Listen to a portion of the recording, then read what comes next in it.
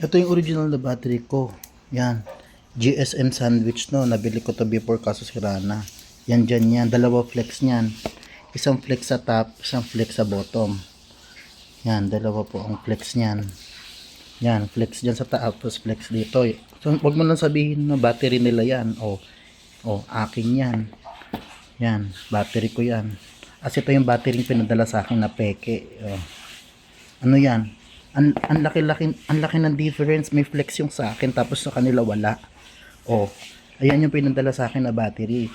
Dito ko lang yung binuksan sa gilid. Paano matatampered yan? Pinadala sa akin. Ayan Yan yung battery pinadala sa akin. Ewan ko kung para saan yan. Di ko naman alam kung anong battery yan. Dito ko lang binuksan yan. May video ko na ito. This is my original battery. This is the original one for my unit and this is the fake one that seller give to me. The seller sent me the fake one. That's the difference between the two. Let's look at it. Grabe talagang panahon ngayon.